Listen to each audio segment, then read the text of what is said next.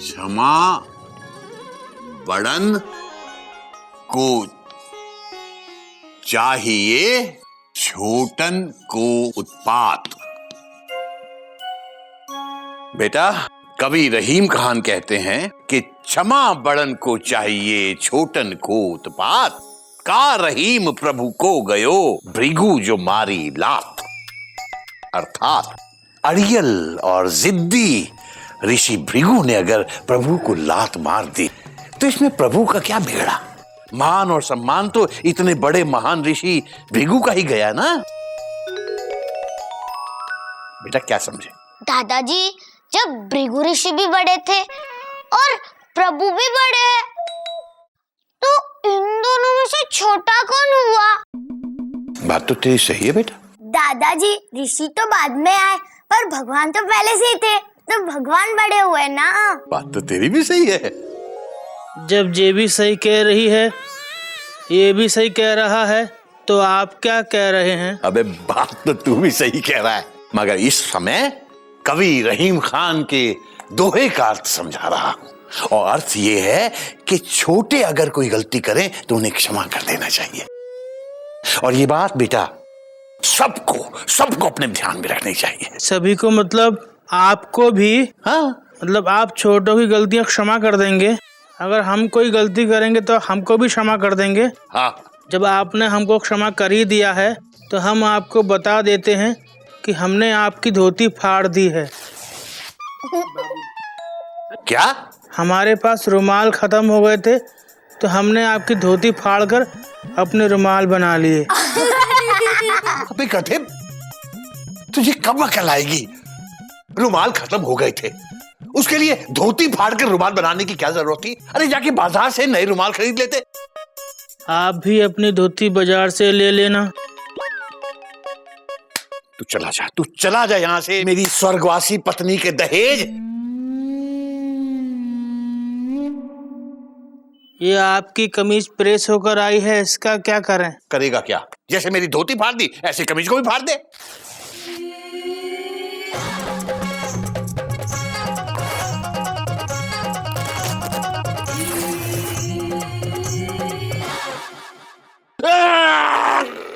क्या किया ये? आपने ही तो कहा था फाड़ दे, फाड़ दी। ठहर, आज मैं तुझे नहीं छोड़ूंगा, आज नहीं छोड़ूंगा मैं तुझे। आज अभी तो आपने कहा था आपने हमको क्षमा कर दिया। हाँ, लेकिन क्षमा गलतियों पे किया जाता है, मूर्खताओं पे नहीं। क्षमा बड़न को चाहिए छोटन को उत्पात। तू चला जा यहाँ से, नहीं तो दूंगा एक लात।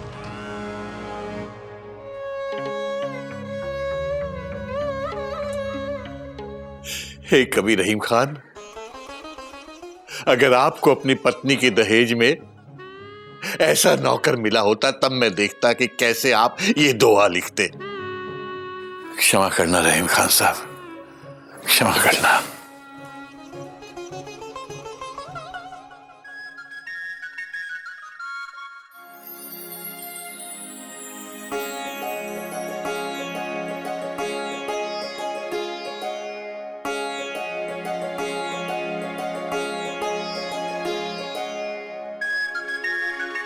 तुम बहुत अच्छी हो मयूरी, कौमा तुम मोर की तरह नाचती हो मयूरी, कौमा तुम बहुत सुंदर हो मयूरी, फुल स्टॉप। हमने तो तुम्हें दिल दिया महबूब समझकर, डॉट डॉट डॉट डॉट। खा नहीं जाना इसे तरबूज समझकर, क्वेश्चन मार्क।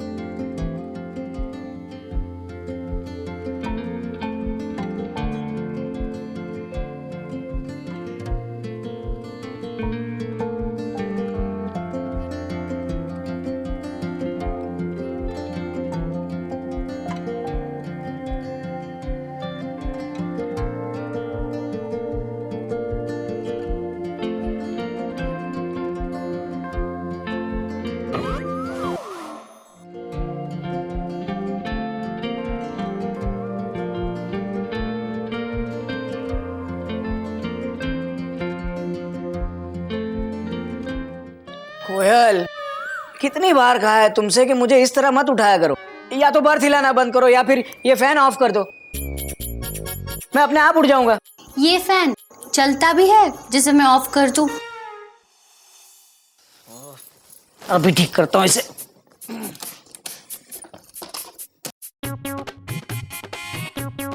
आपको अपनी फैन की पड़ी है। मैंने कितनी बार आपसे कहा नया सीडी प्लेयर ला दो, लेकिन सुनते ही नहीं है। कम से कम उसे ठीक तो कर दो, ठीक कर दो ना। कोयल, तुम एक बार शुरू होती हो ना तो राजधानी की तरह बिना कहीं रुके धड़धड़ाते निकल जाती हो। अभी ठीक करता हूँ इसे।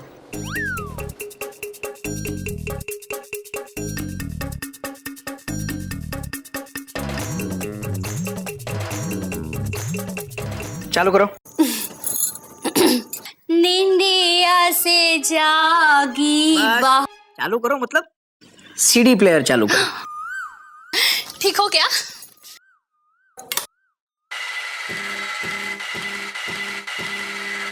बंद करो।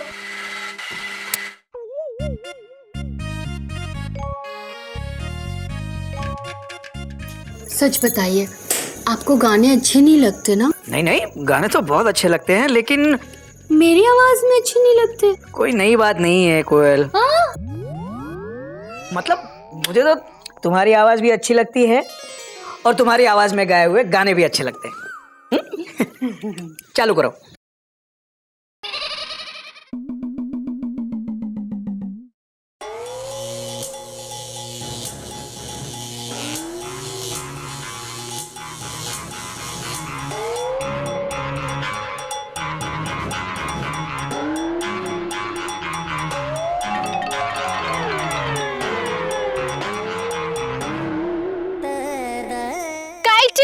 Kite boy! Boy, kite boy!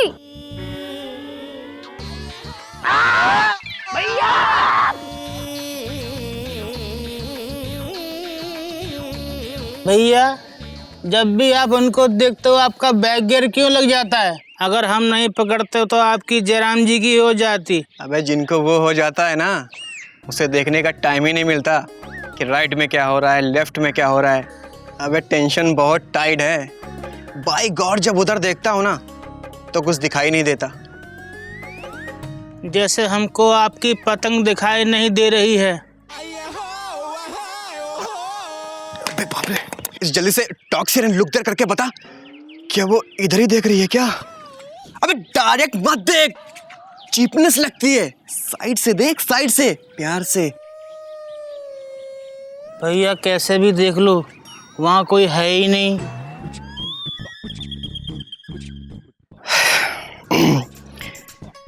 वैसे तू बात बता, जब मैंने तुझको कॉल नहीं किया था तो तू मेरे इश्क में डाका डालने क्यों आ गया? डाका मारने नहीं आए हैं हम, तो डाकिया बन के आए हैं।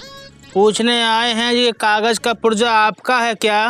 बता, कागज का पुर्जा क्या है ये? अरे ये तो लव लेटर है, तुझे कहाँ से मिला? बरामदे के बीचों बीच मिला। ये लेटर तुझे बरामदे के बीच में मिला? तो वो कहाँ थी? बरामदे में हम दोनों अकेले ही थे। मतलब ये लेटर तुझे डायरेक्ट मिला? हाँ। Yes yes yes yes yes yes yes. भैया भैया छोड़ो यार।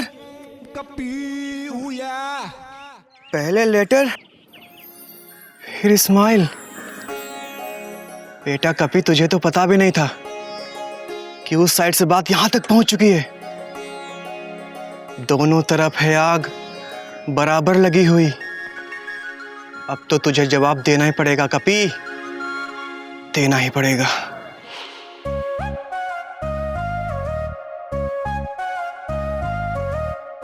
टेंशन बहुत टाइट है, पूरे 2 घंटे लग गए, लेकिन फाइनली मैंने एक बेटर लेटर लिख ही लिया।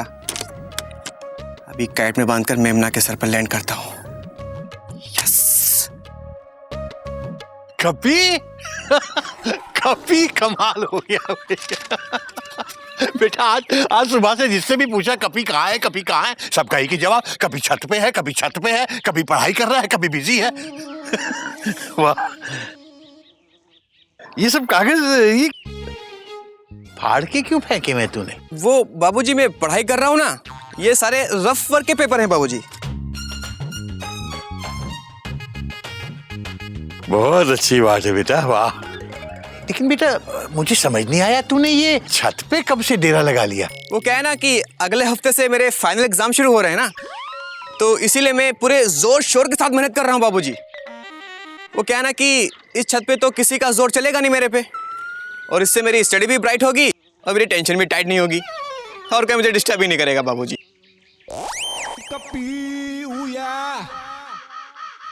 अरे बाप रे। कोई बात नहीं बेटा, मैं साफ करता हूँ।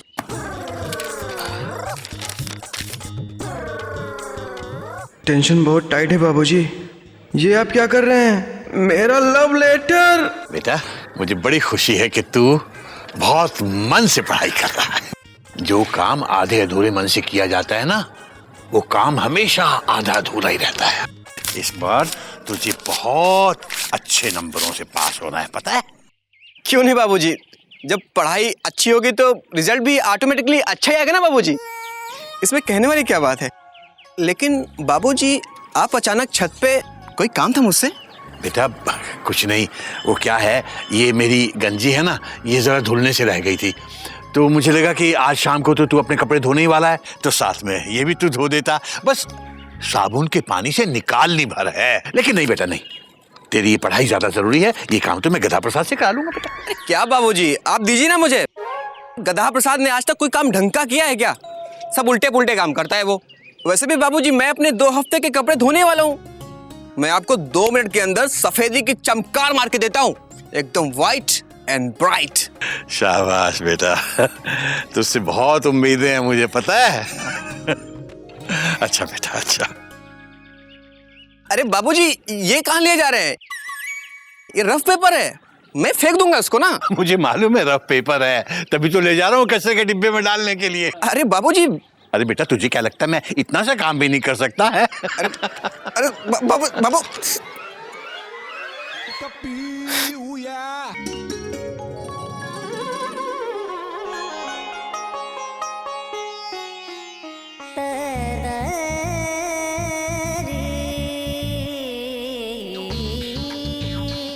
ಎಂಡೆ ಗುರುವಾಯೂರಪ್ಪ ಈಶ್ವರ ಸುಬ್ರಹ್ಮಣ್ಯಂ ಸ್ವಾಮಿ ಸ್ವಾಮಿ ಎಡ್ತು ಸ್ವಾಮಿ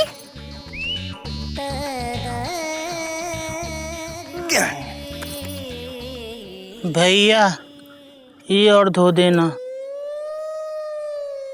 भैया स्वामी पोई आ गई। आ गई? क्या कर रही है बताना। मैं पूछ के आता हूँ। पोई स्वामी। पूछ के नहीं, देख के बता क्या कर रही है। आराम से, हाँ आराम से। भैया किताब के पीछे अपना मुंह छुपाकर इधर ही देख रही हैं। अब भी वहीं खड़ी हैं। अब भी वहीं दिख रही हैं। अब मेमना। अब मामी ने उनको आवाज दी है, वो सुनकर भी नहीं जा रही हैं। अब मेमना। मामी ने उनको दोबारा आवाज दी है, अब वो अब भी नहीं जा रही हैं। ओह माय गॉड, यानी कि दोनों तरफ से आग इक्वल लगी है यार। ओहो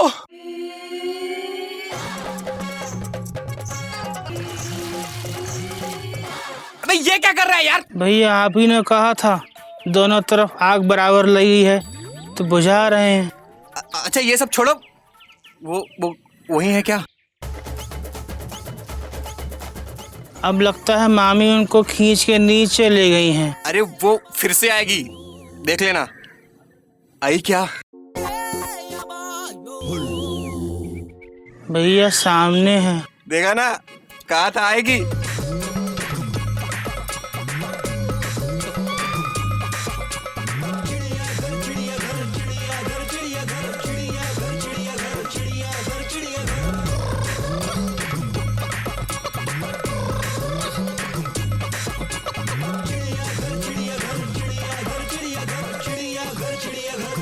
अबे ये क्या किया? बनियान धो दी बाबूजी। अरे पर बनियान है कहाँ? वो लगता है ज्यादा धुल गई बाबूजी। तेरा ध्यान कहाँ था बेटा? अबे मैं पूछ रहा हूँ तेरा ध्यान कहाँ था बेटा? मैथ्स बाबूजी, मैथ्स। वो मैं अपनी पढ़ाई के बारे में सोच रहा था।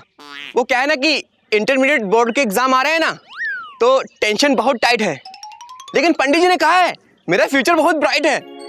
आप टेंशन मत लीजिए बाबूजी। बनियान के लिए माफ कर दीजिए प्लीज। माफ कर दीजिए बाबूजी, क्योंकि आपने ही कहा है कि रहीम खान साहब ने कहा है कि क्षमा बड़न को चाहिए, छोटन को उत्पात।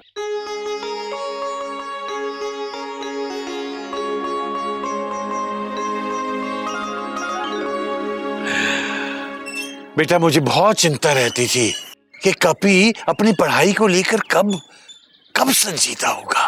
लेकिन बेटा आज इस बनियान के एक एक छेद में से तेरा संजीदापन झांक रहा है। तूने ये बनियान नहीं फाड़ा, बल्कि मेरे सर पे टंगा हुआ चिंता का छाता फाड़ दिया। अब मैं चैन से चैन की बारिश में भीगूंगा कि मेरा कपी इस बार बहुत बहुत अच्छे नंबरों से पास होगा। हाँ बाबूजी, इस बार मैं खूब मेहनत करके पढ़ूंगा और अच्छे नंबर से पास होकर आऊंगा, और फिर एक बड़ी सी बनियान की दुकान खोलूंगा और उसमें से हर रोज आपको चमचमाती हुई बनियान ला कर दूंगा। पर बेटा बनियान की दुकान खोलने के लिए ये पढ़ाई करने की क्या जरूरत है? बेटा तू बनियान की चिंता छोड़, अपनी पढ़ाई पे ध्यान दे। जी बाबूजी। ले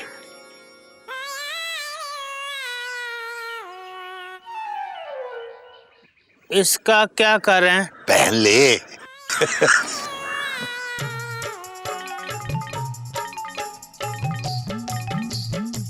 कैसे लग रहे हैं?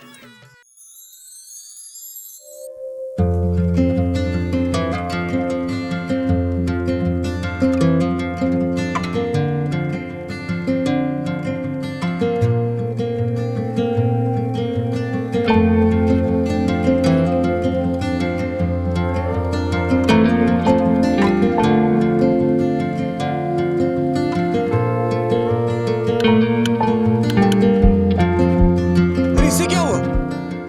लगता है इसकी भी टेंशन टाइट हो गई है। फ्यूज हो गया बेटा। अरे बाबूजी आप।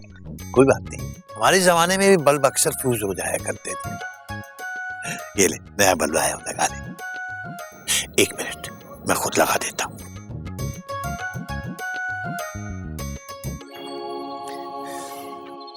एग्जाम पूरे होने तक सब चीज बिल्कुल ठीक रहनी चाहिए। अरे नहीं बाबूजी, आप बिल्कुल फिक्र मत कीजिए। मैंने देखिए ना सारी तैयारियां कर ली हैं। और बाबूजी इस बार मैंने सोच लिया है कि मैथ्स में 98%, फिजिक्स में 98% और केमिस्ट्री में 98%, और हाँ इंग्लिश में भी 98% ही आएंगे, मालूम है मुझे। लेकिन बेटा ये 98% के चक्कर में मत पड़। हाँ इतना मत पड़ कि पागल हो जाए। बेटा बस इतने नंबर ले आ कि मैं 4 लोगों के बीच में इज्जत के साथ इतना बोल सकूं कि देखो रिटायर्ड प्रिंसिपल केशनी नारायण का बेटा कपी नारायण, बंदर बेटा कपी नारायण पास हो गया। तू बैठ जा बेटा, पढ़। हाँ। मैं कल 1-2 डजन बल्ब और ले आऊंगा। गुड नाइट बाबूजी। अरे बाबूजी मुझे पता है कि मुझे क्या पढ़ना है और क्या लिखना है। मेमना की आंखों की फिजिक्स और मेरे उसके रोमांस की केमिस्ट्री और उसको लिखे गए लव लेटर्स की मैथ्स। और बाबूजी इस बार मैं 200% मार्क्स लाऊंगा। 100% मेरे और 100% मेरे मेमो के।